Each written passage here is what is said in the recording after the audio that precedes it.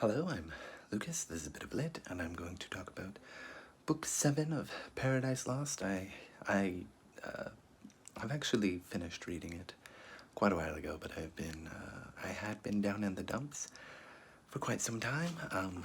But recently I found out that I will start work finally, April.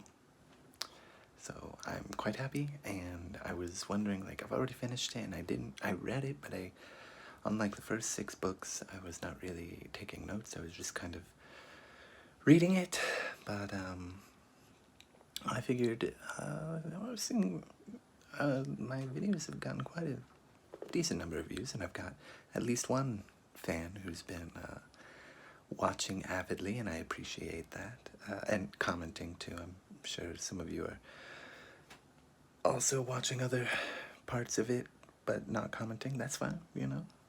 Feel free to join in. Anyway, this is book 7 of Paradise Lost.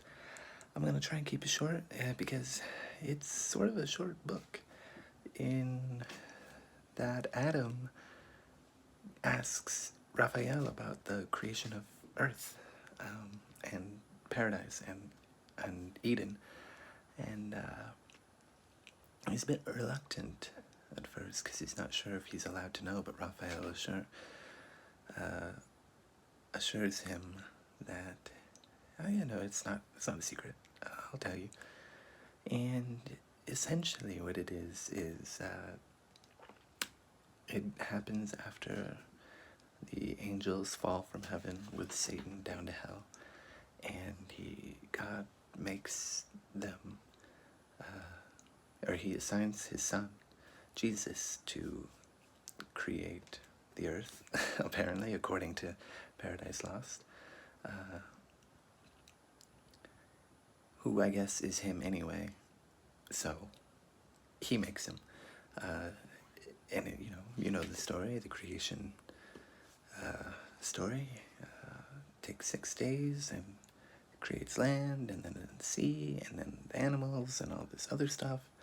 And on the last thing they do is create Adam and Eve, and the 7th day is sabbatical, is rest. And Jesus, God, makes Adam and Eve in his image. And this was all done to sort of replace the fallen angels, to make something new and good and pure, to sort of remove the stain and memory of that blight in the kingdom of heaven's history. And yeah, I mean, the idea is that eventually heaven and earth will sort of be one, and because his kingdom can expand infinitely, sort of indefinitely, because he decides to make it in a fairly empty part of chaos, space, whatever you want to call it. And that's sort of his message. I can do this way out in the middle of nowhere, and eventually heaven and earth will be one in paradise, and la-di-da. And yeah, but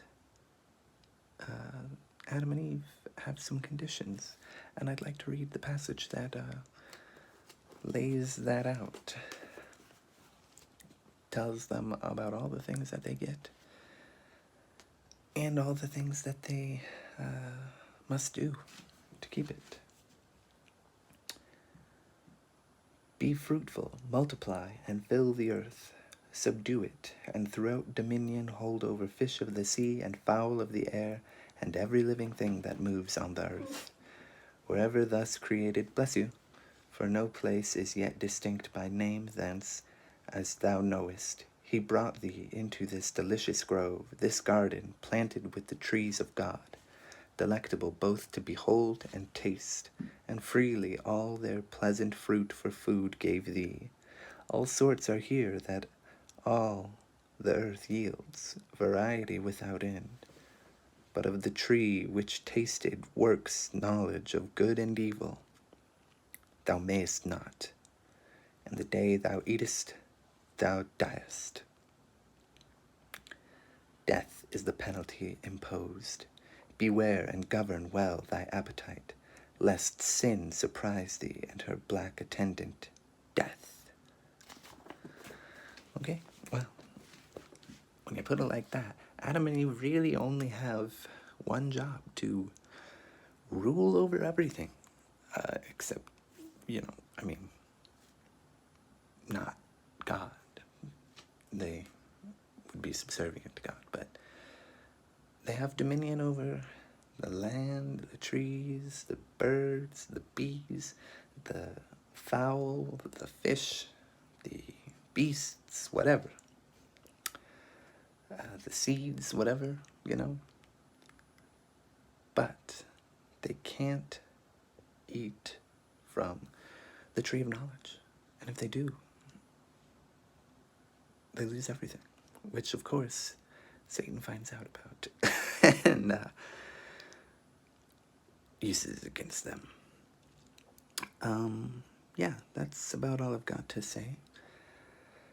I will make a video for the next 5 books, and yeah, if I missed something or I misspoke,